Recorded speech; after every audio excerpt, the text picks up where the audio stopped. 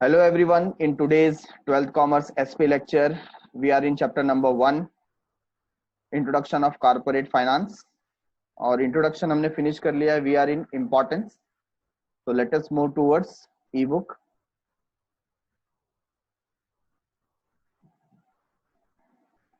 तो यहाँ पर आपके सामने importance में आप देख रहे हैं corporate finance.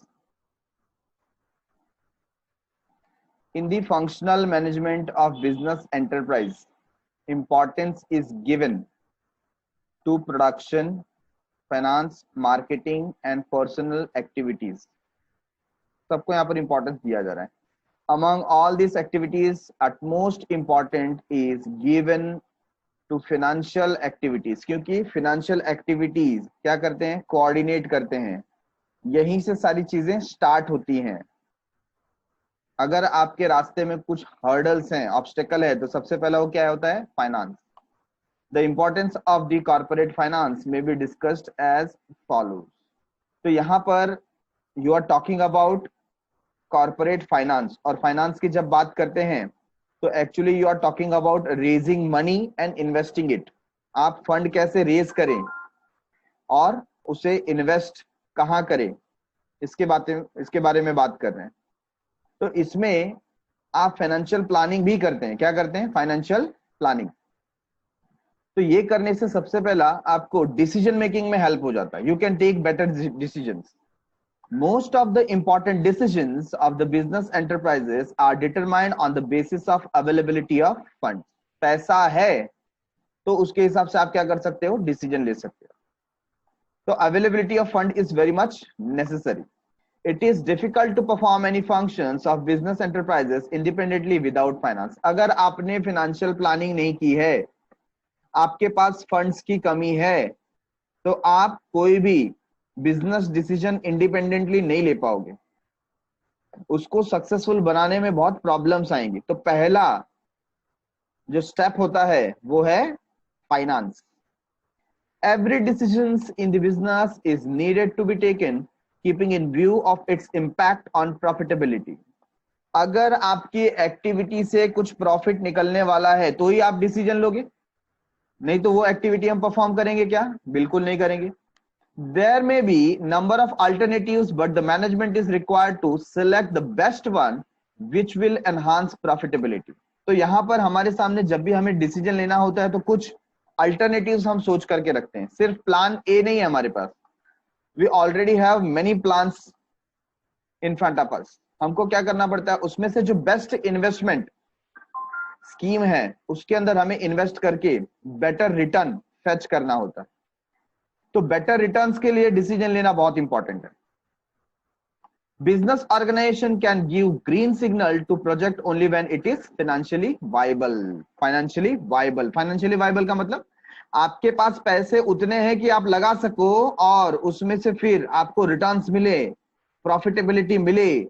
ऐसा कोई बिजनेस होगा जो फाइनेंशियली वायबल होगा, आपके बजट को सूट करता होगा, तो ही आप उसे ले सकते हो. फॉर एग्जाम्पल, आप कंस्ट्रक्शन इंडस्ट्री में हो और आपने कोई बहुत बड़ा कॉन्ट्रैक्ट देखा. वो कॉन्ट्रैक्ट का जो मेन लागत है, इन्वेस्टमेंट है, उसमें 100 करोड़ रुपीस का है. फायदा है उसमें, बट इनिशियली आपको कितना पुट करना पड़ेगा, 100 करोड़ रुपीस पुट करना पड़ेगा. अब आपके पास उतना फाइनेंस होगा तो आप उस कॉन्ट्रैक्ट को ले सकते हो, otherwise you can not take that contract. है कि नहीं. तो पहले फाइनेंशियली वाइबल है या नहीं है ये आपको सोचना पड़ता है. Thus, corporate finance plays significant role in decision making process. Helps in raising capital for a project.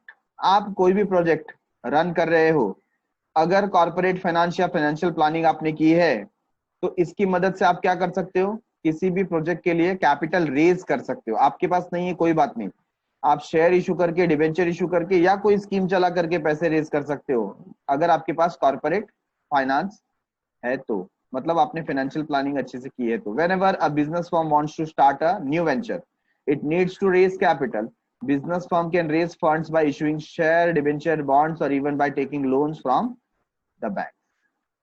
Helps in R&D, research and development. अब हमने देखा था कि हर एक बिजनेस को ग्रोथ और एक्सपांशन के लिए रिसर्च में जाना चाहिए. रिसर्च करना चाहिए। Research and development must be undertaken for the growth and expansion of the business. Detail technique work is essential for the execution of project. तो प्रोजेक्ट के एग्जीक्यूशन के लिए, इंप्लीमेंटेशन के लिए, अमल में लाने के लिए आपको क्या करना पड़ेगा? डिटेल टेक्निकल वर्क करना पड़ेगा कि एग्जैक्टली ये कैसे वर्क करता है। आपको इन डेप्थ जाना पड़ेगा, समझना पड़ेगा कि यहां पर क्या जरूरी है। और जब आपको वो पूरा ट्रेल समझ में आ जाएगा, टेक्निकल वर्क समझ में आ जाएगा, तो आप प्रोजेक्ट को बहुत ही बखूबी अच्छे ढंग से एग्जीक्यूट कर पाएंगे, अमल में ला पाएंगे, इंप्लीमेंट कर पाएंगे। Research and development is lengthy process and therefore funds have to be made available throughout the research work। आपका ये जो रिसर्च है, कभी कभी आपको पता नहीं होता कि रिजल्ट आएगा या नहीं आएगा। आप रिसर्च तो कर रहे हैं, जैसे अभी देखो कोरोना के लिए वैक्सीन बन रही है, तो इसका रिसर्च कब से चल रहा है और करोड़ ऑफ रुपीज इसके ऊपर क्या होते हैं? इन्वेस्ट होते हैं। अब रिजल्ट कब आएगा, कैसे आएगा, गॉड नोज, है कि नहीं? लेकिन ये एक लंबा प्रोसेस है। कोई कोई मेडिसिन बनने में तो 2 से 3 साल 10 साल भी लग जाते हैं।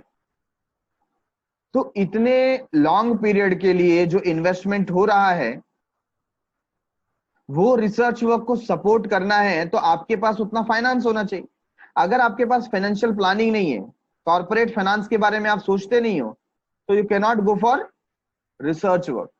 तो यहां पर कॉर्पोरेट फाइनेंस आपकी हेल्प करता है ताकि आप रिसर्च एंड डेवलपमेंट का प्रोग्राम भी कंटिन्यू कर सको। This would require continuous financial support. इसको एक कंटिन्यूअस फाइनेंशियल सपोर्ट की जरूरत है। Many a time company has to upgrade its old product और डेवलप न्यू प्रोडक्ट। हर बार जैसा कि मार्केट कंडीशन होता है, कंपनी को अपना ओल्ड प्रोडक्ट में बदलाव करने होते हैं, चेंज करने होते हैं, है कि नहीं? या नया प्रोडक्ट उसको क्या करना पड़ता है? डेवलप करना पड़ता है। जैसे मैंने आपको बीच में एग्जांपल दिया था, कैडबरी ने जो उसके चॉकलेट्स हैं उसके अंदर रिसर्च करके वेरियस टेस्ट डेवलप किया। ये जो टेस्ट है, ये टेस्ट अलग अलग टाइम पे वो मार्केट में क्या करता है? लॉन्च करता है अलग अलग नाम से। जैसे डेयरी मिल्क नॉर्मल चॉकलेट आ गया, फिर डेयरी मिल्क का बबली आ जाता है, फिर सिल्क आ जाता है कि नहीं? ऐसे उसके रेंज है। जितना प्रीमियम टेस्ट उतना प्रीमियम प्राइस, है कि नहीं? तो ऐसे बहुत सारे रिसर्च उसने चॉकलेट के टेस्ट में किए हुए।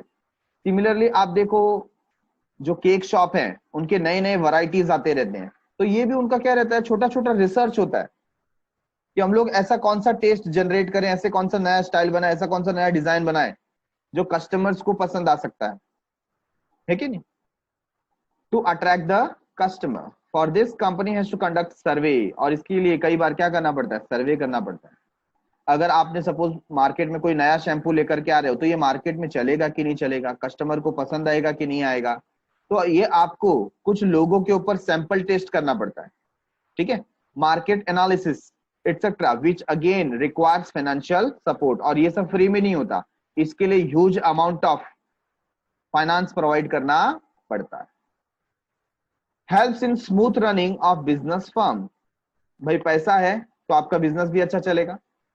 और smooth flow of corporate finance is needed so that salary of employee are paid on time, loans are cleared on time, raw material is purchased whenever required, sales promotion of existing product is carried out smoothly and new products can be launched effectively। तो ये सारी जो भी activity है सबके लिए क्या चाहिए? विटामिन एम, पैसा चाहिए, है कि नहीं? और अगर आपके पास बेटर फाइनेंस है या फाइनेंशियल टेक्निक्स है, तो आप ये सारी एक्टिविटीज स्मूथली वर्कआउट कर सकते हो। Point number 5, brings coordination between various activities. मैंने आपको बताया कि जो भी एक्टिविटी है, एडवर्टीजमेंट हो, प्रोडक्शन हो, सेल्स हो, सारी एक्टिविटी किससे कनेक्टेड है? फाइनेंस से। आपने फाइनेंस रोक दिया तो रॉ मटेरियल नहीं आएगा, रॉ मटेरियल नहीं आएगा तो प्रोडक्शन नहीं होगा, प्रोडक्शन नहीं होगा तो सेल्स नहीं होगा, है कि नहीं? पैसा नहीं होगा तो एडवर्टीजमेंट नहीं होगा, और ये सब नहीं होगा तो प्रॉफिट नहीं होगा। तो सब चीज कहां से स्टार्ट हो रही है? फाइनेंस से। ये सबको कोऑर्डिनेट करता है। Corporate finance plays significant role in control and coordination of all the activities in an organization. For example, production will suffer if finance department does not provide adequate finance for the purchase of raw material and meeting other day-to-day financial requirements for smooth running of production units. Due to this, sales will also suffer, and consequently the income of the concern as well as the rate of profit will be affected. तो जो firm है हमारा उसका income भी affect होगा, साथ ही साथ profit भी अफेक्ट होगा. Thus, efficiency of the every department depends upon the effective financial management. जितना अच्छी तरीके से आप फाइनेंस को मैनेज कर रहे हैं वहां से आपकी एफिशिएंसी पता चलती है. ठीक है. Point number 6, promotes expansion and diversification. We are talking about expansion. तो यहां पर दो वर्ड दे दिए, एक्सपांशन एंड डाइवर्सिफिकेशन. यस, मुझे आप बताइए what is the difference between expansion and diversification. So what do you mean by expansion and diversification. Expansion का मतलब होता है बिजनेस को ग्रो करना, इंक्रीज करना, मार्केट को एक्सटेंड करना, उसका स्कोप को बढ़ाना. ठीक है ना. तो फॉर एग्जांपल, अगर मेरा बिजनेस अभी मुंबई में वर्क कर रहा है and I want it to make it nationalise, मुझे दिल्ली में सेल करना है, बेंगलुरु में सेल करना है, आसाम में भी सेल करना है, तो मैं नए मार्केट सर्च कर रहा हूं और मैं वहां पर फैक्ट्रीज वगैरह पुट कर रहा हूं, तो ये क्या हो जाएगा, एक्सपांशन. क्या हो जाएगा, एक्सपांशन. ठीक है. What do you mean by diversification. Diversification का मतलब होता है मेरे करंट प्रोडक्ट लाइन में मैं न्यू प्रोडक्ट को ऐड करूं, न्यू प्रोडक्ट को ऐड करूं. फॉर एग्जांपल, गोदरेज, गोदरेज है ना, ये कहां से स्टार्ट हुआ था. गोदरेज स्टार्ट हुआ था लॉक बनाने की कंपनी से, है कि नहीं.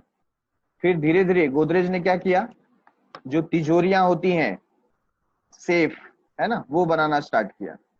फिर गोदरेज के कबर्ड आ गए. धीरे धीरे इलेक्ट्रॉनिक आइटम्स में गोदरेज आ गया. फिर गोदरेज सोप वगैरह भी बनाने लगा. देखो नंबर 1 सोप है वो किसका है, गोदरेज का है. और आज की तारीख में गोदरेज किस में है, इंफ्रास्ट्रक्चर में भी है. तो उसने अपने बिजनेस को धीरे धीरे क्या किया, डाइवर्सिफाई किया. Example number 2, Patanjali.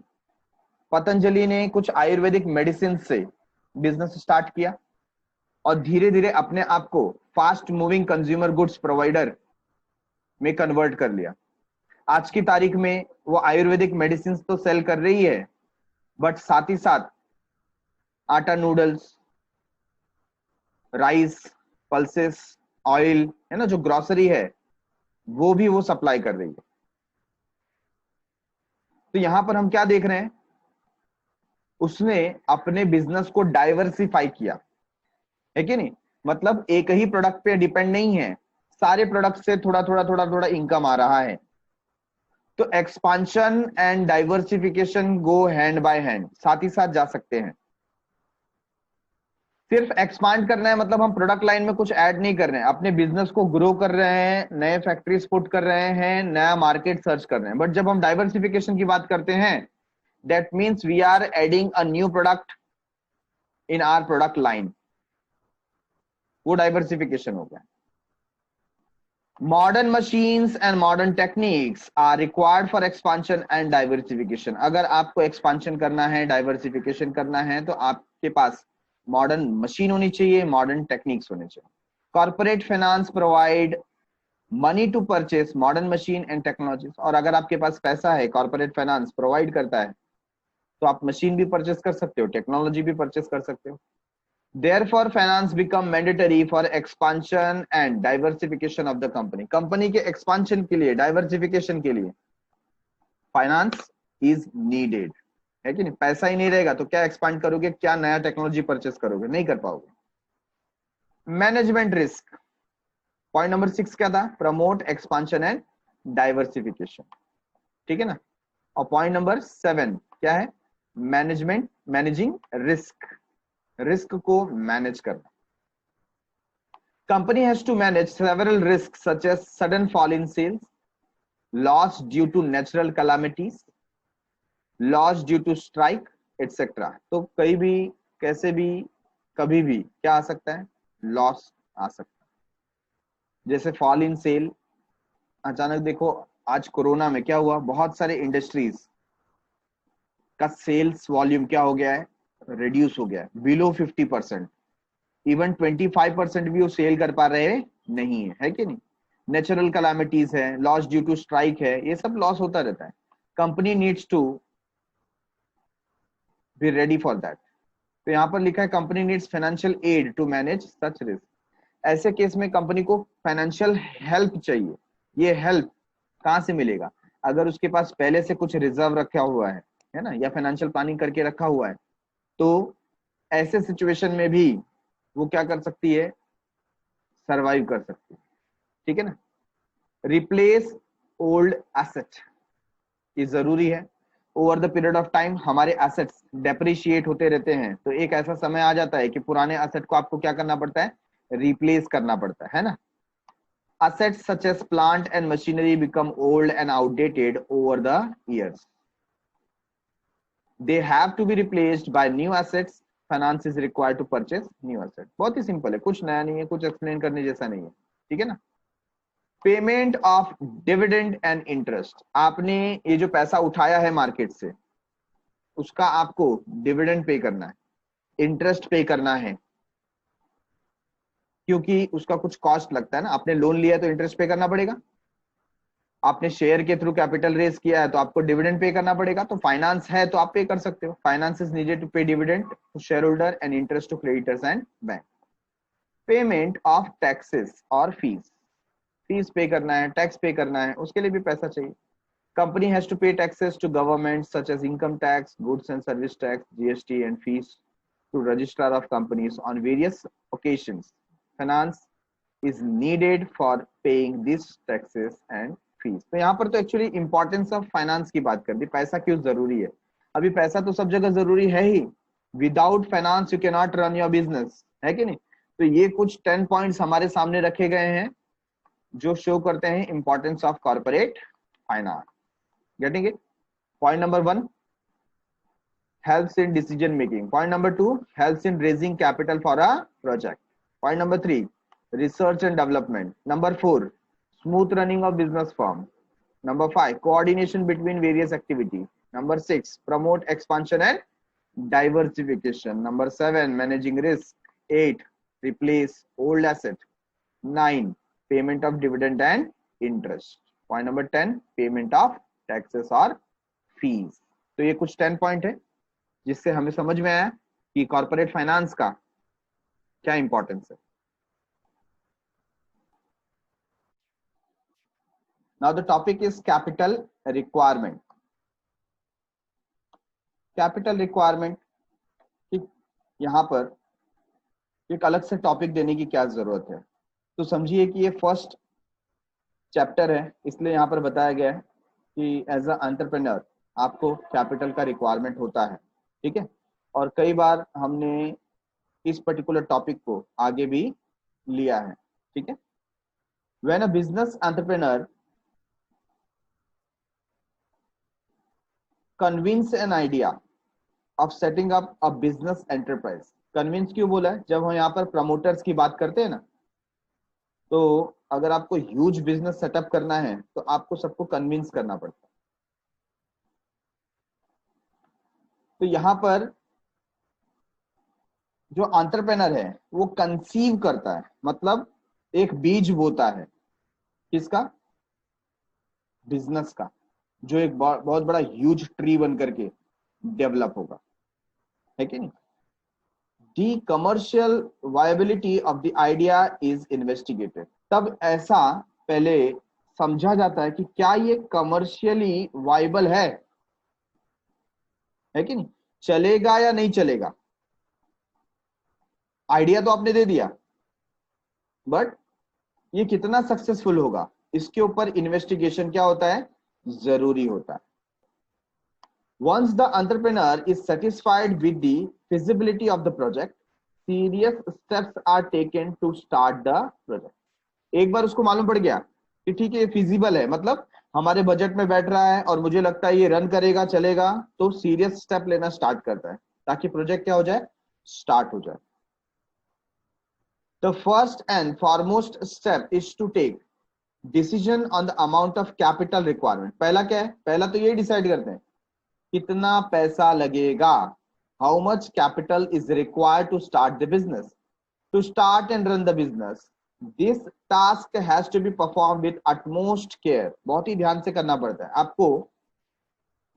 अगर आप एक जॉइंट स्टॉक कंपनी रन करना चाहते हैं तो इनिशियली आपको बोर्ड मीटिंग वगैरह से रिलेटेड, या बोर्ड नहीं है तो प्रमोटर्स का मीटिंग आपको करना पड़ता है और डिसाइड करना पड़ता है कि टोटल कैपिटल का रिक्वायरमेंट क्या है, कहां से आएगा, क्या रेशियो होगा, कंपोजिशन क्या होगा कैपिटल का, कितना ओन्ड कैपिटल, कितना बोरोड कैपिटल, ओल्ड के अंदर भी कितना इक्विटी से कितना प्रेफरेंस है, बोरोड में कितना डिवेंचर से कितना डिपॉजिट से कितना बॉन्ड से कितना लोन से, है कि नहीं।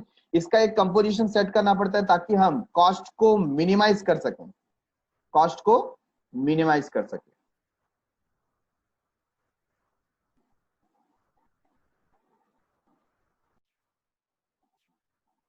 Therefore, financial plan should be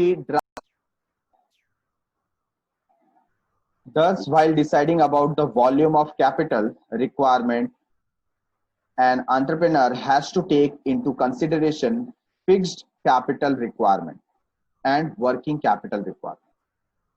We shall now discuss this capital requirement in detail. तो जो पर्टिकुलर बिजनेसमैन है, एंटरप्रेन्योर है, जो डिसाइड कर रहा है कैपिटल रिक्वायरमेंट का, तो उसको दो बातें उसको ध्यान में रखनी चाहिए।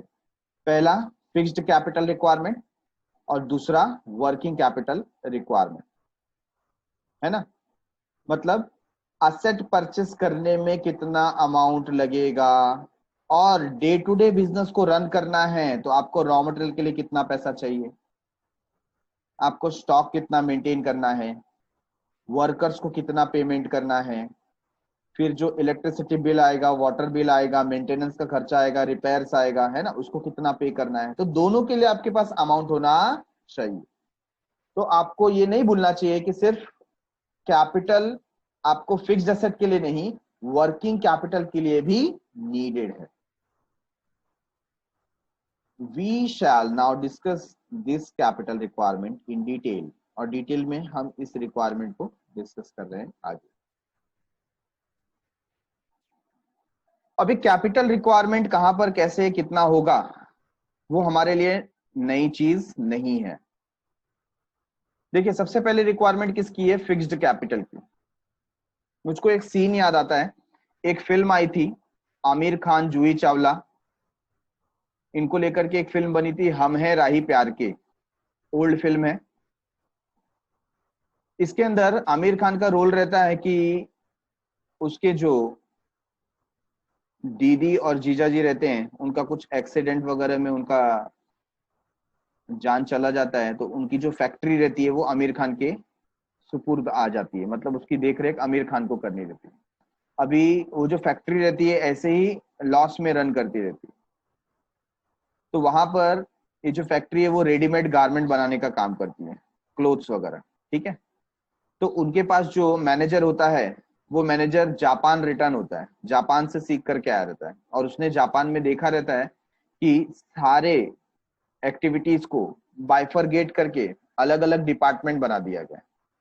जैसे अगर शर्ट को स्टिच करना है तो एक डिपार्टमेंट सिर्फ क्या करता है, कटिंग करता है, दूसरा डिपार्टमेंट क्या करेगा, उसका स्टिचिंग करेगा, तीसरा डिपार्टमेंट बटन लगाने का काम करेगा, चौथा डिपार्टमेंट उसको कॉलर सेट करने का काम करेगा, कफ्स बनाएगा, ठीक है ना। इसके बाद पांचवा डिपार्टमेंट क्या करेगा, वहां पर शर्ट रेडी होने के बाद उसका आयनिंग करेगा, और लास्ट डिपार्टमेंट उसका पैकिंग करता है। तो यहां पर उसने देखा कि सारी एक्टिविटी को बाइफरगेट कर देना चाहिए, अच्छा था, लेकिन उसने उसमें एक बेवकूफी कर दी। जो फर्स्ट ऑर्डर का एडवांस आया रहता है, आई थिंक 5 लाख रुपीज का कुछ एडवांस आया रहता है, तो वो पूरा का पूरा एडवांस का वो क्या करता है, कॉलर बना देता है। क्या बनवा देता है, कॉलर। तो बाद में आमिर खान उसको वही पूछता है कि सिर्फ आपने कॉलर ही बनाए, बाकी सबका, बाकी शर्ट का कहां पर गया। तो बोलता है कि सर मैंने देखा था कि वर्क को सेग्रीगेट कर देना चाहिए, इसलिए मैंने सब कॉलर कॉलर पहले बना दिया। अब उसको ये सोचना चाहिए था कि एडवांस मुझे मिला है तो पहले कुछ लॉट को मैं प्रिपेयर करके वो ऑर्डर कंप्लीट करूं, ऑर्डर कंप्लीट करने के बाद नेक्स्ट एडवांस मिलता है कि नहीं? बट यहाँ पर ऑर्डर कंप्लीट हुआ ही नहीं थोड़ा भी, तो नेक्स्ट एडवांस कैसे मिलेगा? तो हमको अपने अमाउंट को कैसे बाइफरगेट करना है उसको भी सोचना जरूरी है।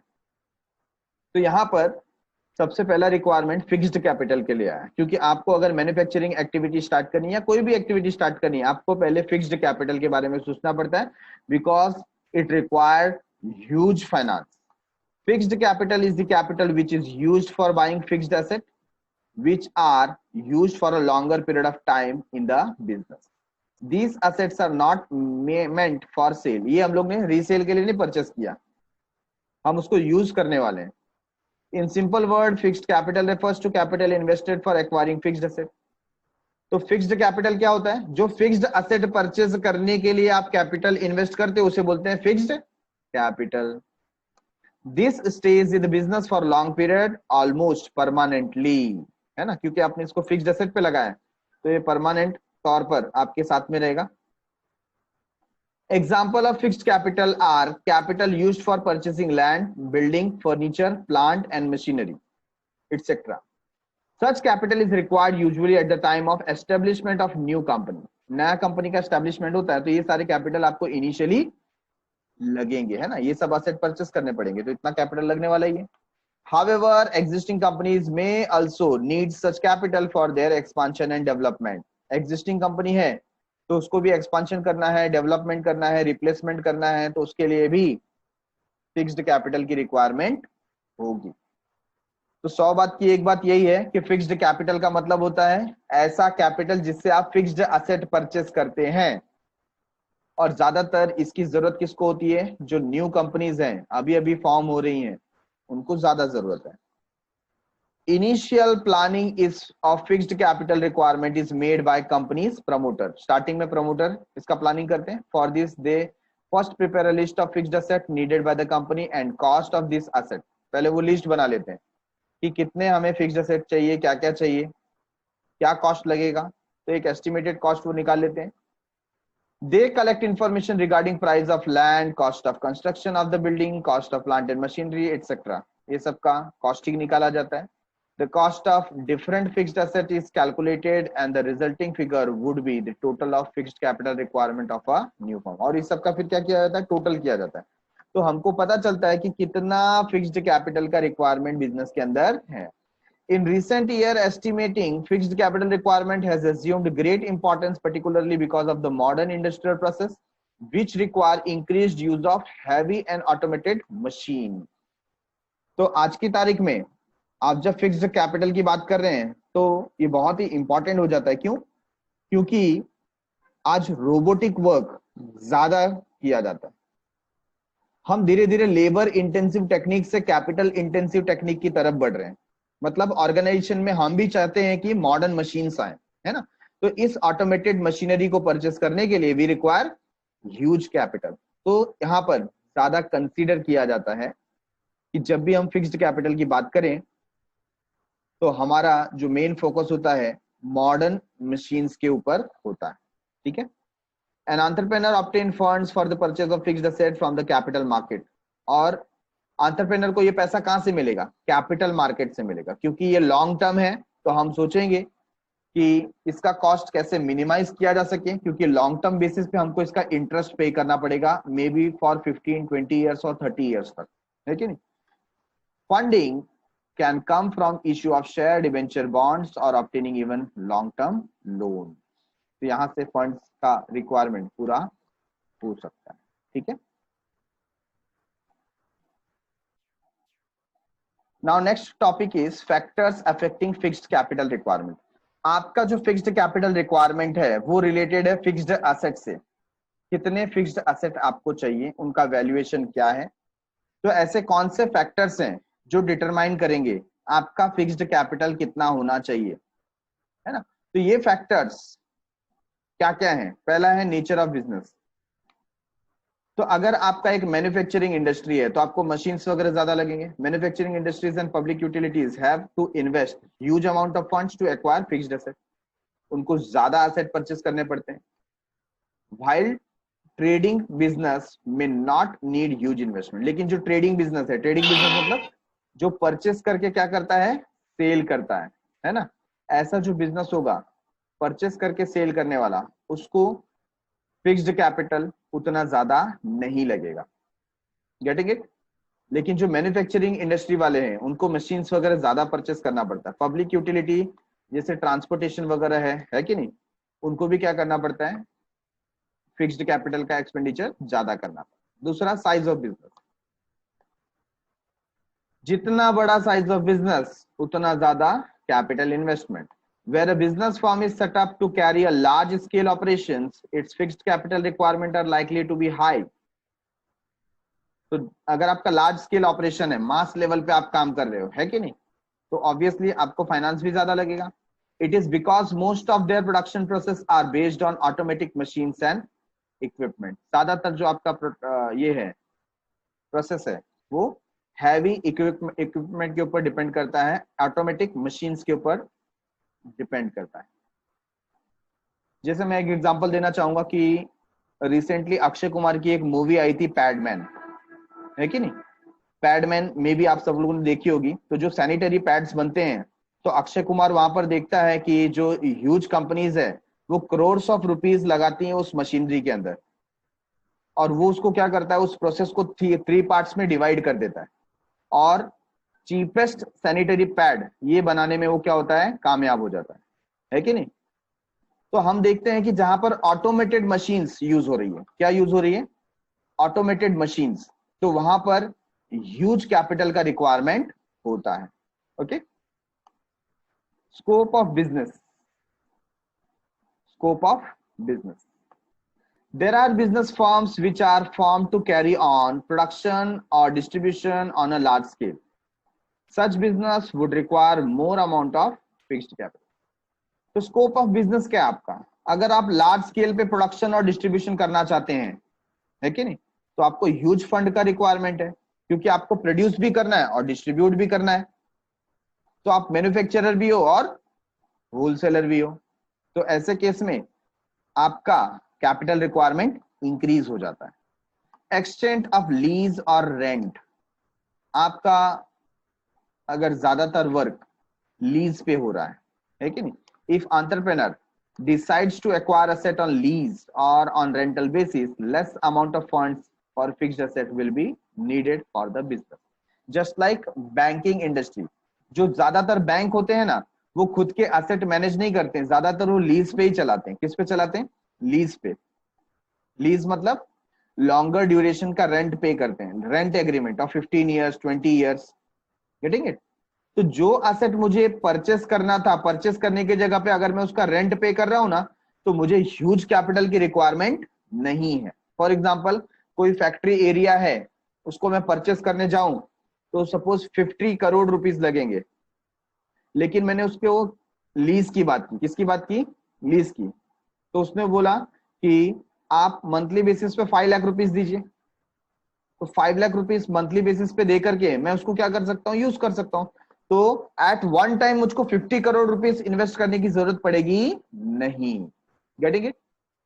तो अगर आप लीज पे हैं, रेंट पे हैं, तो आपका कैपिटल रिक्वायरमेंट रिड्यूस हो जाएगा. Arrangement of subcontract. If the business wants to subcontract some process of production to others, limited assets are required to carry out the production. It would minimize fixed capital requirement of business. सब contract का मतलब आप सारी चीजें अपने industry में नहीं बनाते. फॉर एग्जांपल, कोई टूथपेस्ट मेकिंग इंडस्ट्री है, तो वो जो टूथपेस्ट का पाउच होता है, कवर होता है कि नहीं, वो अपने यहाँ पर नहीं बनाते, दूसरे किसी स्मॉल इंडस्ट्री से बना करके लेते हैं.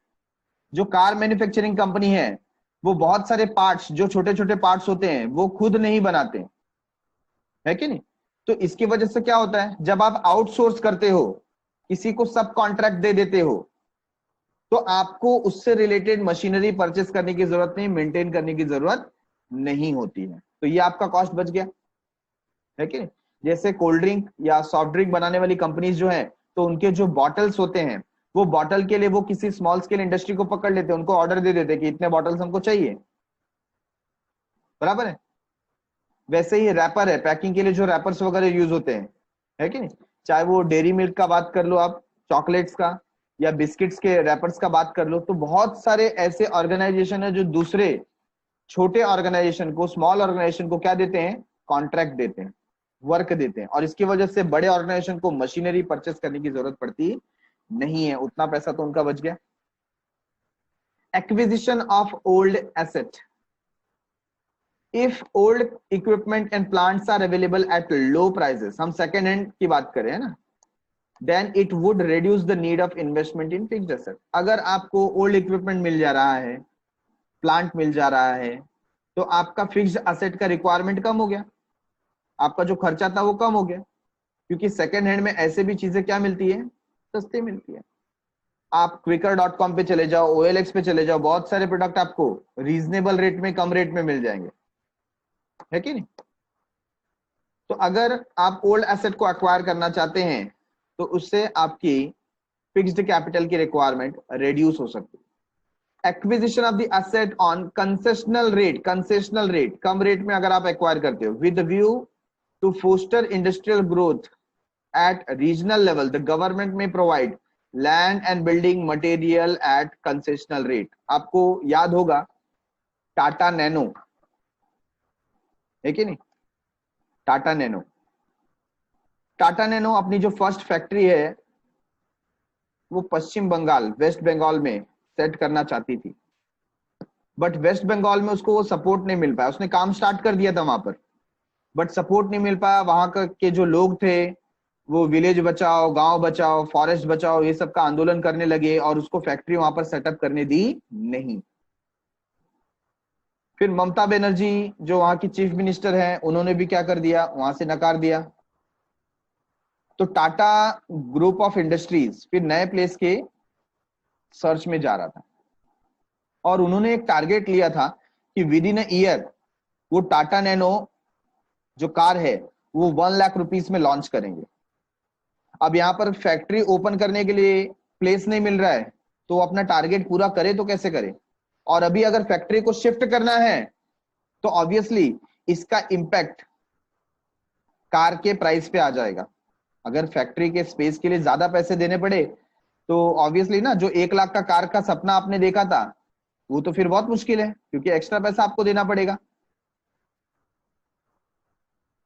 तो यहां पर गुजरात गवर्नमेंट, उस समय पर जो चीफ मिनिस्टर थे नरेंद्र मोदी, आज जो हमारे प्राइम मिनिस्टर हैं, उन्होंने सामने से टाटा ग्रुप को इनवाइट किया कि हम आपको लैंड देते हैं, और वो भी बहुत ही कंसेशनल रेट पे, मिनिमम रेट पे, आप हमारे लोगों को जॉब दो और हम आपको जमीन देंगे। तो टाटा को ये अपॉर्चुनिटी बहुत अच्छी लगी कि कम रेट पे हमको मिल रहा है और क्या चाहिए, है कि नहीं। तो टाटा ने तुरंत ये अपॉर्चुनिटी ग्रैब की और अपना जो इंडस्ट्री सेटअप है टाटा नैनो का, वो कहां डाल दिया, गुजरात में। और विद इन ईयर, जैसा उन्होंने कमिटमेंट किया था, 1 लाख रुपीस में दुनिया की सबसे पहली चीपेस्ट कार उन्होंने क्या की, लॉन्च की। Plants and equipment may also be made available on instalment basis. आपको प्लांट चाहिए, इक्विपमेंट चाहिए, वो भी इंस्टॉलमेंट पे मिलता है। Such facilities will reduce the requirement of fixed asset. ऐसी फैसिलिटी अगर मिले तो फिक्स्ड एसेट की रिक्वायरमेंट कम हो जाती है। Getting it everyone? Point number 8, international conditions. These factors very significant, particularly in large organization carrying business on international level। अगर आपका बिजनेस इंटरनेशनल लेवल का है, आप एक्सपोर्ट इंपोर्ट में डील करते हो, for example companies expecting war may decide to invest large fund to expand fixed asset before there is shortage of material, है कि नहीं। तो अगर कंपनी वॉर एक्सपेक्ट कर रहा है तो पहले से वो क्या करेगा, मटेरियल का शॉर्टेज ना हो जाए, इसके लिए वो ह्यूज इन्वेस्टमेंट करके रखता है, ठीक है ना। तो ऐसे समय पर क्या हो जाता है, आपका कॉस्ट क्या हो जाएगा, इंक्रीज हो जाएगा। Number 9, trends in economy. Economy में क्या ट्रेंड चल रहा है, trends in economy. If the future of the company is anticipated to be bright, अगर लोगों का एंटिसिपेशन ऐसा है कि कंपनी का फ्यूचर कैसा है, ब्राइट है, it gives green signal to business entrepreneur to carry out all sorts of expansion of business form. तो वो क्या करेंगे आगे, अगर उनको सब कुछ ठीक लग रहा है और उनका जो फ्यूचर है ब्राइट लग रहा है, तो एक्सपांशन के लिए वो स्टार्ट हो जाएंगे कि हमको नया नया बिजनेस क्या करना है, अभी सेटअप करना है। In that case, large amount of funds are invested in fixed assets so as to reap the benefit in future. Future में उसका बेनिफिट लेने के लिए लार्ज अमाउंट की आवश्यकता होती है। Then we have population trend. When the population is increasing at a high rate, certain manufacturers find this as an opportunity to expand business. Population increase हो रही है तो बिजनेस भी एक्सपांड करना पड़ेगा क्योंकि day by day demand increase होगा। For example automobile industries, electronic goods manufacturing industries, readymade garments etcetera which necessitate huge amount of fixed capital. इसकी वजह से ह्यूज अमाउंट का रिक्वायरमेंट होता है। कंज्यूमर प्रेफरेंस, कंज्यूमर क्या प्रेफर करता है? Industries providing goods and services which are in good demand will require large amount of fixed capital. अगर किसी गुड्स का बहुत ज्यादा डिमांड है ना, तो उसके लिए huge amount of capital needed है। For example mobile phone manufacturers as well as mobile network provider.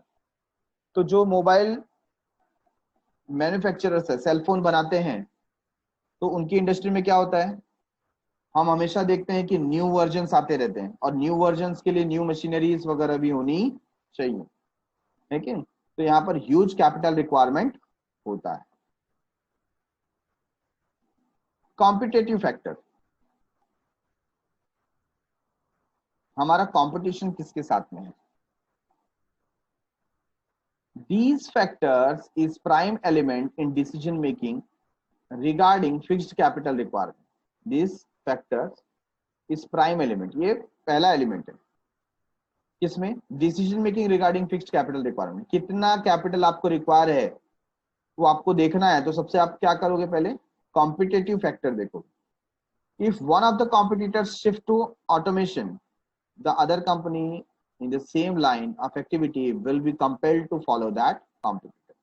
अगर आपका कॉम्पिटिटर अपने आप को मॉडर्नाइज कर रहा है तो आपको भी कंपलसरी हो जाएगा, आपको भी अपने आप को चेंज करना पड़ेगा। अदरवाइज क्या होगा, आपका कॉम्पिटिटर आपसे आगे निकल जाएगा, है कि? तो क्योंकि आपका कॉम्पिटिटर न्यू बिजनेस मॉडल को यूज कर रहा है, आपको भी उतना एक्सपेंडिचर इंकर करना पड़ेगा। तो कॉम्पिटिटिव फैक्टर भी यहां पर बहुत इंपॉर्टेंट। तो हमने देखा कि कौन से ऐसे फैक्टर्स हैं जिसकी वजह से आपका कैपिटल रिक्वायरमेंट चेंज हो सकता है। पहला तो आपका नेचर ऑफ बिजनेस, जितना बड़ा बिजनेस, जैसे टाइप का बिजनेस, उस हिसाब से कैपिटल रिक्वायरमेंट होगा।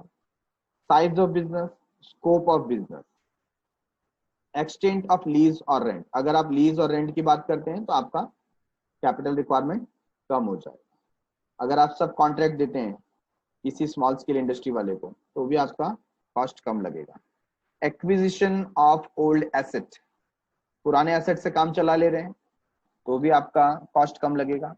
Acquisition of the asset on concessional rate, आपको गवर्नमेंट से कोई एड मिल जाता है या कंसेशनल रेट पे मशीनरी वगैरह मिल जाती है, ठीक है ना, तो भी आपका कॉस्ट कम लगेगा। Then we have international condition. International condition के ऊपर डिपेंड करता है। अगर आपकी कंट्री एक वॉर स्टेट में है तो आपको पहले से मैनेज करके रखना पड़ेगा ताकि आपकी मैन्युफैक्चरिंग एक्टिविटी बीच में स्टॉप ना हो, and it will require huge amount of investment. Trend in economy, अगर इकोनॉमी ट्रेंड आपके फेवर में है तो आप डेफिनेटली एक्सपांशन के लिए जाना चाहोगे और उसके लिए भी फिर ह्यूज फंड रिक्वायर्ड रहेगा। Population trend, day by day population increase हो रहा है तो डिमांड में इंक्रीज होगा। इस अपॉर्चुनिटी को ग्रैब करने के लिए आपको क्या करना पड़ेगा, इस अपॉर्चुनिटी को ग्रैब करने के लिए एक्सपांशन प्रोग्राम आपको चलाना पड़ेगा। तो again you will need huge amount of fund. Consumer preference, जिस कमोडिटी का प्रेफरेंस कंज्यूमर ज्यादा रखते हैं, डिमांड ज्यादा है, ऐसे कमोडिटी को मैन्युफैक्चर करने के लिए फिक्स्ड कैपिटल का रिक्वायरमेंट भी ज्यादा हो जाता है। And last one, competitive factor. अगर आपके कॉम्पिटिटर मॉडर्नाइजेशन को अपना रहे हैं, न्यू टेक्नोलॉजी को अपना रहे हैं, तो आपको भी कंपलसरी उसे अपनाना पड़ेगा, अदरवाइज आप पीछे रह जाएंगे, है कि नहीं। तो इसकी वजह से भी आपको ह्यूज कैपिटल रिक्वायरमेंट हो सकता है। Getting it everyone? 12 पॉइंट हमने इसके अंदर कवर किए फैक्टर्स। तो ये आपको उसके हिसाब से एक क्विकली रीड करके बाय हार्ट कर लेना है। Moving forward towards working capital. अभी वर्किंग कैपिटल रिक्वायरमेंट क्या होता है, जहां पर day to day financial requirement होते हैं। फॉर एग्जांपल, आपको सैलरी वेजेस पे करना है, रिपेयर्स एंड मेंटेनेंस का पेमेंट करना है, इलेक्ट्रिसिटी बिल है, वाटर का बिल है, ये सब पे करना है आपको, स्टॉक मेंटेन करना है, रॉ मटेरियल परचेस करना है। ये जो भी रिक्वायरमेंट है, जो डे टू डे आपको एक्सपेंडिचर इंकर करना पड़ता है, that is known as working capital. Working capital is the capital which is used to carry out the day-to-day business activities. After estimating fixed capital requirement of the business, it is necessary to estimate the amount of capital that would be needed to ensure smooth functioning of the business firm. तो जब आपने fixed capital requirement देख लिया, जज कर लिया, तो उसके साथ साथ आपको अभी कैलकुलेट करना चाहिए कि आपका वर्किंग कैपिटल रिक्वायरमेंट कितना होगा। क्योंकि अगर फिक्स्ड एसेट है बट पैसा देने के लिए नहीं है वर्कर को, रॉ मटेरियल परचेस करने के लिए आपके पास पैसा नहीं है, तो क्या आप बिजनेस रन कर पाएंगे? Answer is no. A business firm requires funds to store adequate raw material in stock. A firm would need capital to maintain sufficient stock of finish goods, है ना। यहाँ पर सबका रिक्वायरमेंट बता रहा है। बिजनेस है तो रॉ मटेरियल मेंटेन करना पड़ेगा, फिनिश गुड्स मेंटेन करना पड़ेगा। In actual practice, goods are sold out in cash or on credit. In reality, आप कैश और क्रेडिट दोनों में गुड्स को क्या करते हैं? सेल करते हैं। जितना क्रेडिट में आप देंगे उतना फाइनेंस आपको ज्यादा लगेगा। क्यों? क्योंकि सामने वाले को आप क्या दे रहे हैं? क्रेडिट फैसिलिटी दे रहे हैं। वो पैसा आपको 30 दिन 45 दिन के बाद देगा। तब तक आप क्या करेंगे? आपके पास पैसे होने चाहिए। Goods sold on credit do not fetch cash immediately. Firm will have to arrange for funds till the amount is collected from the debtor. Debtor से पैसे आने तक आपको खुद ही मैनेज करना पड़ेगा। Cash is also required to pay overheads. आपके ऊपर जो भी overheads हैं वो भी आपको पे करना है कि नहीं? Since uncertainty is always a feature of business, some excess cash also should be maintained to meet unexpected expenses.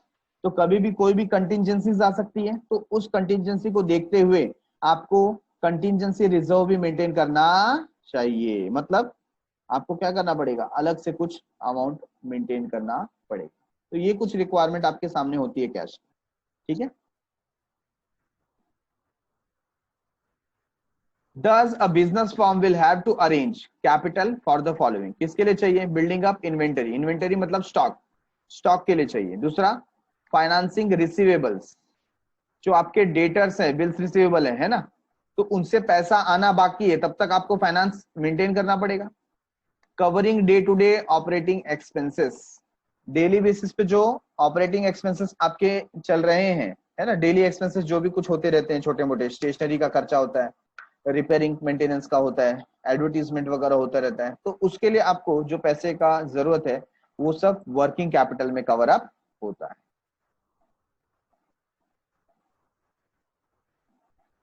The capital invested in this asset is referred to as working capital. तो यहां पर अगर इन assets में, मतलब inventory में, debtor में, bills receivable में आप अगर पैसे इन्वेस्ट कर रहे हो तो उसे क्या बोलते हैं? Working capital. The concept of working capital is viewed differently bye leading authorities.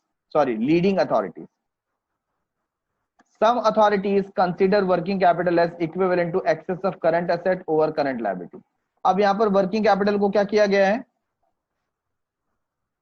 एक डेफिनेशन या एक फॉर्मूला में शो करने की कोशिश की गई है। Current asset minus current liability. क्या होता है करंट एसेट? जैसे अभी अभी कुछ एग्जांपल हमने देखा, stock, debtors, bills receivable, prepaid expenses, ये सब क्या है? करंट एसेट है ना, कैश, बैंक। करंट लायबिलिटी मतलब जो अभी हमें कुछ टाइम में पे करनी है, जैसे क्रेडिटर्स हो गया, बिल्स पेबल हो गया, आउटस्टैंडिंग सैलरी, वेजेस, है कि नहीं। तो जब हम करंट असेट में से करंट लायबिलिटी को माइनस करते हैं, ये दोनों के बीच का जो डिफरेंस है, excess over current liability, current liability से जो ज्यादा करंट असेट होगा, जितना ज्यादा होगा, जितना सरप्लस होगा, उसको हम बोलते हैं वर्किंग कैपिटल। ठीक है ना। बाकी गस्टनबर्ग डिफाइंस इट एज, इन्होंने क्या दिया, डेफिनेशन दिया है, the excess of current asset over current liabilities, है ना, बहुत ही सिंपल डेफिनेशन। करंट असेट जितना ज्यादा है करंट लायबिलिटी से, वो जो एक्सेस अमाउंट है उसी को बोलते हैं working capital. This approach refers to net working capital, है ना, तो इसका नाम क्या दे दिया, net working capital. Gerstenberg does not call it as working capital, तो जस्टनबर्ग इसको क्या बोलते हैं, नेट वर्किंग कैपिटल बोलते हैं। He prefers to call it as circulating capital, क्या बोल रहे हैं, circulating capital. Other authorities viewed working capital equivalent to the current asset. बाकी यहाँ पर अथॉरिटी का मतलब क्या हो गया, ये जो अलग अलग टाइप के हम बोल सकते हैं कि जिन्होंने बिजनेस वर्ल्ड में एक अच्छा नाम अचीव किया है, या जिन्होंने कोई पर्टिकुलरली बुक लिखा हुआ है कि नहीं, जैसे हेनरी फॉयल या फिलिप कोटलर, है कि नहीं, तो ये इनको अथॉरिटी बोला गया। तो इन्होंने सबका क्या है, अलग अलग डेफिनेशन है। कोई बोलता है current asset minus current liability कर लो, आपको नेट वर्किंग कैपिटल मिल जाएगा। कि जो करंट असेट होता है, जो करंट असेट होता है वही वर्किंग कैपिटल। ठीक है। According to J S Mill, the sum of current assets is working capital. Current asset का जब हम टोटल लेते हैं, हाँ, आप उसको माइनस मत कीजिए करंट लायबिलिटी से, जो टोटल करंट असेट है उसी को हम टोटल वर्किंग कैपिटल मानेंगे। ऐसा कौन बोलते हैं, J S Mill. This approach has broadened application, इसका वेरियस एप्लीकेशन है, क्योंकि आप उसी के हिसाब से क्या कैलकुलेट करेंगे, working capital. It takes into consideration all current asset of the company. It refers to gross working capital, और इसे क्या बोला जाता है, जहां पर हम लोग करंट एसेट को ही वर्किंग कैपिटल बोलते हैं, तो उसे बोला जाता है ग्रॉस वर्किंग कैपिटल। ठीक है। तो यहां पर देखो एडिशनल इंफॉर्मेशन दिया है, मैं चाहूंगा कि आप इसे रीड करें, समझे। ठीक है। नेक्स्ट हमारे सामने है factors affecting working capital requirement. Which are the factors are there which is affecting working capital requirement, किससे अफेक्ट कर रहे हैं, वर्किंग कैपिटल रिक्वायरमेंट। तो उसमें सबसे पहला है, देखिए, nature of business. Nature of business, अब जैसा हमने फिक्स्ड कैपिटल रिक्वायरमेंट के समय देखा, कुछ वही पॉइंट, सिमिलर पॉइंट हमको यहां पर नजर आने वाले। तो पहला है nature of business. Firm engaged in manufacturing essential product of daily consumption, जैसे एफएमसीजी मार्केट होता है, fast moving consumer goods, need relatively less working capital as there would be constant and sufficient cash inflow in the firm to take care of liabilities। क्या बता दिया, need relatively less working capital. FMCG product है तो आपका goods regular basis पे cell होते रहता है।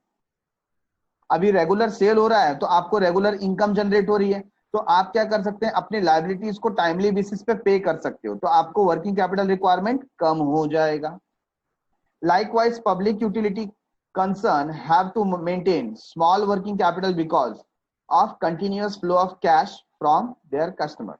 तो जो पब्लिक यूटिलिटी कंसर्न्स है, जैसे ट्रांसपोर्ट है, गैस, इलेक्ट्रिसिटी, इनका वर्किंग कैपिटल भी कम होता है। क्यों, लाइट का बिल आप हमेशा पे करते ही हो ज्यादातर, है कि नहीं, तो उनको किसी को क्रेडिट देना पड़ता नहीं है, रेगुलर फ्लो ऑफ इनकम बना रहता है।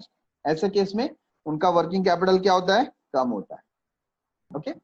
On the contrary, if the business is dealing in luxurious product, अगर आप luxurious product के business में deal करते हो, it required huge amount of working capital as the sale of luxurious items are not frequent। तो जो costly item है, luxurious है, उसका sale जल्दी होता नहीं है। बहुत रेयर होता है, कम होता है कि नहीं? जैसे अभी कार मैन्युफैक्चरिंग कंपनी का शोरूम आपने देखा होगा, वहां पे कुछ कार को शोरूम में रखना पड़ता है शो पीस के लिए, है कि नहीं? अब वो पूरे महीने में कितनी कार सेल होगी, नोबडी नोज, है कि नहीं? तो वहां पे तब तक के लिए क्या करना पड़ता है, आपको रुकना पड़ता है, तो आपको ह्यूज फंड की रिक्वायरमेंट होगी। Trading merchandise firms which are concerned with distribution of goods have to carry big inventories of the goods to meet customers demand and have to extend credit facilities to attract customer, hence they need huge amount of working capital। किसकी बात करें यहाँ पर, trading business, उनको क्या करना है, goods purchase करके सेल करना है, तो उनको ह्यूज इन्वेंटरी स्टॉक मेंटेन करना पड़ता है ताकि यहाँ पर सप्लाई में कुछ गैप ना आए, है ना, कस्टमर को रेगुलर सप्लाई मिलते रहे, तो उनको ह्यूज स्टॉक मेंटेन करना पड़ता है और इसकी वजह से क्या चाहिए, ह्यूज कैपिटल रिक्वायरमेंट उनको होती है। Next is size of business, जितना बड़ा बिजनेस उतना ज्यादा capital requirement. The size of business also affect the requirement of the working capital. A firm with a large scale operation will require more working capital. जितना बड़ा operation रहेगा उतना ज्यादा पैसा लगेगा। वॉल्यूम ऑफ सेल्स, सेल जितना ज्यादा हो, this is most important factor affecting size of working capital. The volume of sale and size of working capital are directly related with each other. जितना ज्यादा सेल होगा उसके ऊपर डिपेंड करता है कि आपका वर्किंग कैपिटल कितना होगा। If volume of sales increases, there is an increase in the amount of working capital and vice versa। अगर आपका सेल ज्यादा हो रहा है और वो भी क्रेडिट बेसिस पे ज्यादा हो रहा है ना, तो आपका वर्किंग कैपिटल रिक्वायरमेंट भी क्या होगा, ज्यादा होगा, क्योंकि huge amount of stock maintain करना पड़ेगा, परचेस करना पड़ेगा। Point number 4, production cycle. The process of converting raw material into finished goods is called production cycle। मतलब क्या होता है, आपका ये जो साइकिल है स्टार्ट कहां से होता है, आप सबसे पहले रॉ मटेरियल परचेस करते हो, फिर उस रॉ मटेरियल का स्टॉक मेंटेन करना है, फिर उस स्टॉक से आप प्रोडक्शन प्रोसेस स्टार्ट करोगे, फिर वो प्रोडक्शन प्रोसेस एंड का भी होता है ना, वो प्रोडक्शन को 1 महीना लगता है, वो बैच कब फिनिश होगा, 2 महीना लगेगा, कितना टाइम लगेगा, फिर जब वो फिनिश गुड्स बन करके बाहर आएगा तब जाकर के हमारा एक साइकिल क्या हुआ, कंप्लीट हुआ। तो ये जो प्रोडक्शन साइकिल जितना लंबा रहेगा उतना ज्यादा कैपिटल का रिक्वायरमेंट आपको होगा। If the production cycle is longer, then the firm needs more amount of working capital. If manufacturing cycle is short, it requires less working capital. Business cycle, आपका business cycle कैसा है?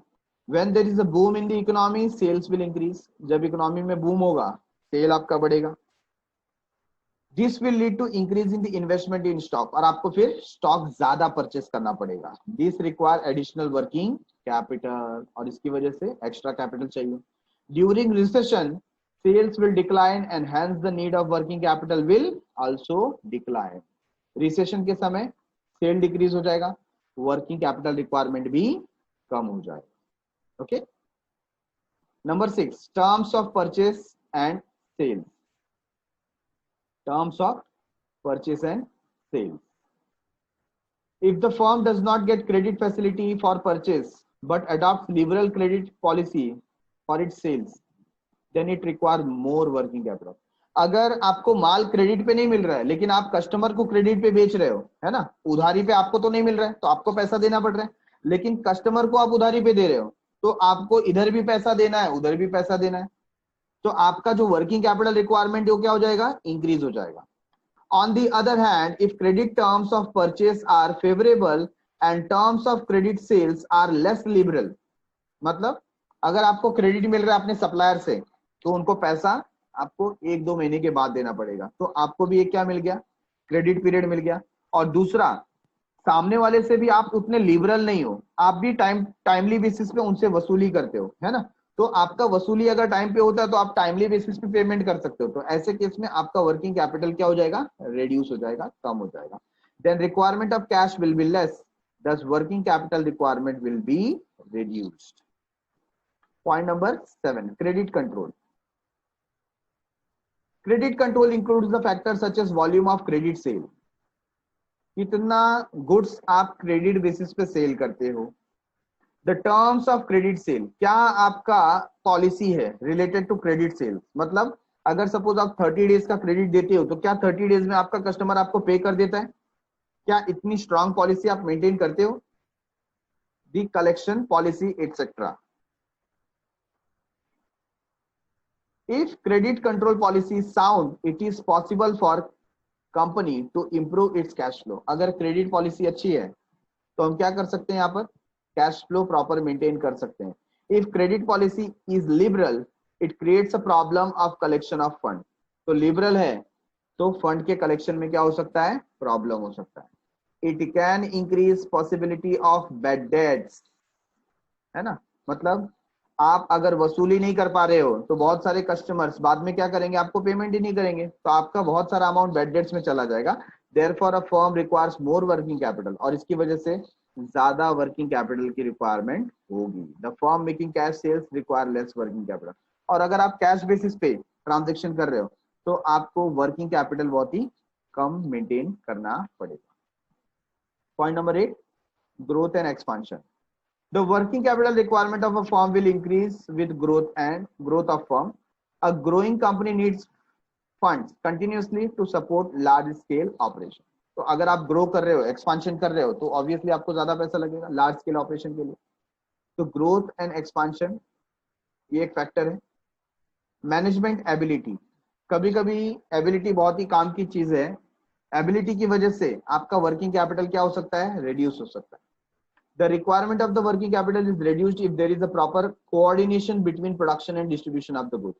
Proper production हो, proper distribution हो, है ना, तो आपको working capital कम लग सकता है. A firm stocking of heavy inventory calls for higher level of working capital. अगर आप बहुत ज्यादा heavy stock maintain करते हैं तो आपको heavy working capital का requirement होगा. And at the end, external factor. If financial institutions and bank provide funds to the firm as and when required. अगर आपको जब चाहिए तब लोन मिलने के लिए रेडी है तो भी आप क्या करेंगे, आपका वर्किंग कैपिटल रिक्वायरमेंट कम रखेंगे, क्योंकि आपको मालूम है ज्यादा कुछ स्टॉक वगैरह मेंटेन करके ज्यादा एक्सपेंडिचर करके फायदा नहीं है. पैसे की कमी नहीं है, पैसा जब चाहिए तभी हमको लोन के रूप में मिल जाएगा. ठीक है ना. तो आपको वर्किंग कैपिटल उतना नीडेड नहीं होगा, या क्या होगा, बहुत ही रिड्यूस्ड लेवल पे होगा. ठीक है. तो यहां पर हमने देखा factors affecting need for working capital requirements. Thanks a lot for watching. I would like you to by heart this thing. जो भी हमने फिक्स्ड कैपिटल और वर्किंग कैपिटल का रिक्वायरमेंट देखा, फैक्टर्स देखे. ठीक है. Thanks a lot. Bye bye.